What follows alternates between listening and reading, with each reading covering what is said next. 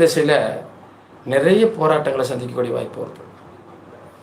இதே கேது பகவான் லக்கணத்துக்கு 2ஆம் இடத்துல இருந்து தசாபுத்தி நடத்தினார்னா குடும்பத்தில் ஒன்று பொருளாதாரத்தில் நிறைய சிக்கல் வருது, அல்லது குடும்பத்தை விட்டு பிரிஞ்சு போகக்கூடிய வாய்ப்பை தருது.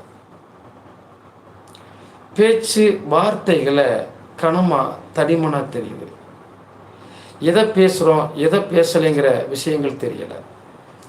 சின்ன குழந்தைகளாக இருந்தால் படிப்பில் தடை ஏற்படுத்துது. அப்போ இந்த திசாபுத்திகளை இந்த நிலைகள்லாம் பொருளாதாரத்தில் சிக்கலை கொண்டு வருது. அப்போ இந்த திசாபுத்தி காலத்தில் நெருக்கடிகளை தருதா இல்லையா? 3ஆம் இடத்துல கேது இருந்து திசா நடத்துகிற போது நாம் எடுக்கக்கூடிய முயற்சிகளில் எல்லாம் தடை தடங்கள் தாமதம். நாம் ஒன்று நினைக்கிறோம், அது ஒன்று நடக்குது. நாம் ஒன்று செய்யணும்னு தோணுது, ஆனால் அதை செய்ய முடியாமல் போயிடுது. என்ன வாழ்க்கை, என்ன முயற்சிகள் எடுத்து எடுத்து எடுத்து தோல்விகளை சந்திக்கக்கூடிய அமைப்புக்கு தள்ளப்படுறோம். நமக்கு பின்னாடி சகோதரன் சகோதரிகள் இல்லாமல் போயிடுது. சில பேருக்கு சில பேருக்கு உடன் பிறந்தாரை வெட்டி விட்டுருது. நட்பு உறவுகளை பிரிஞ்சு போகக்கூடிய வாய்ப்பு ஏற்படுது. 4ஆம் இடத்துல கேது இருந்து திசை நடத்துதுன்னு வச்சுக்குவோம். வீடு வாசல் இடம் பொருள்களை வாங்க முடியாமல் அல்லது வாங்கின இடத்துகளை விற்கக்கூடிய வாய்ப்பை கூட கொடுத்துருது.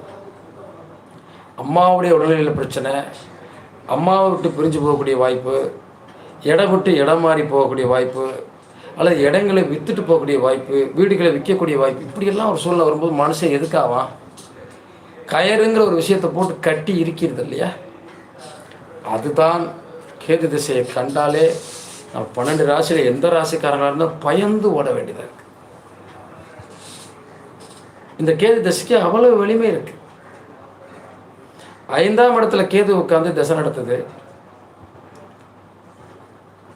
5ஆம் இடத்து அதிபதியும் வீக்காக இருக்காரு.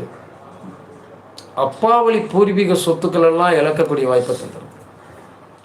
தாத்தாவளி சொத்துக்கள்லாம் ஒன்று வித்துடுறோம், அல்லது நமக்கு இல்லாமல் போயிடுது, அல்லது இழந்துடுறோம், அல்லது பூர்வீகத்தை விட்டுட்டு வேறு எங்கிட்டாவது போயிடுறோம். இப்படிப்பட்ட சூழ்நிலையை கொடுக்குது. குழந்தைகள் மீது பற்று இல்லாமல் பண்ணுது. குழந்தைகள் பிறப்புதில் தாமதத்தை ஏற்படுத்துது. குழந்தைகளால் பிரச்சனை சந்திக்கக்கூடிய வாய்ப்பை ஏற்படுத்துது. எல்லாவற்றிலும் எந்த இடத்துல கேது போய் அமர்ந்திருக்கிறாரோ அந்த இடத்துடைய வலியை அந்த ஜாதகருக்கு கொடுக்கிறார். தாங்க முடியாத வலியை ஒரு ஜாதகருக்கு கேது பகவான் எங்கு அமர்ந்திருக்கிறாரோ அங்கிருந்து கடுமையை ஏற்படுத்துகிறார். வலிமையான பிரச்சனையை ஏற்படுத்துகிறாரு. கஷ்டமான சூழ்நிலை ஏற்படுத்துகிறாரு. அதான் கேதுவோட வேலை. 6ஆம் இடத்துல கேது உட்கார்ந்து திசை நடத்துகிற போது நோய் எதிரி கடனை தீர்க்கும் என்றாலும் அது பிரச்சனையோடு தீர்வு காண முடிகிறது. ஒரு நோயை தீர்க்கிறோம், ஒரு கடனை தீர்க்கிறோம் அப்படின்னா இருந்த சொத்துக்களை இழந்து அதை அடைச்சிட்டு ரொம்ப போராடி வெளியே வரக்கூடிய வாய்ப்பை ஏற்படுத்துது. அதுதான் அதனுடைய வலிமை, அதான் அதனுடைய வலி. நிறைய உறவுகள், தாய்மாமன் உறவுகள்லாம் பகையாக்குது. 7ஆம் இடத்துல கேது உட்கார்ந்து தசாபுத்தி நடத்துகிற போது கணவன் மனைவிக்குள்ள பிரச்சனையை கொண்டு வருது. கணவன் மனைவி மீது பற்றற்ற நிலை, பிரதேசம் போயிடலாமாங்கிற எண்ணம், கணவன் மீது மனைவிக்கோ மனைவி மீது கணவனுக்கோ எந்த பாசமும் இல்லாத நிலை,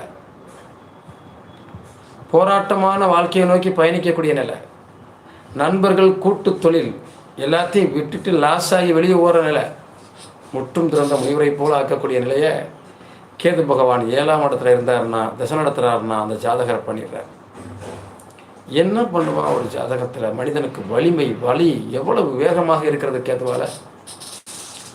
கேது 8ஆம் இடத்துல இருந்து திசை நடத்துகிறார்.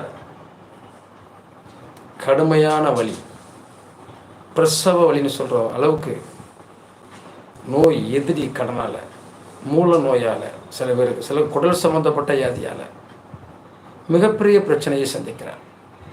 யாருக்கோ ஒருத்தருக்கு போய் உதவி செய்ய போய் அதனால் அசிங்க அவமானங்கள் சிறைவாசத்தெழுதி அனுப்பக்கூடிய வாய்ப்பையெல்லாம்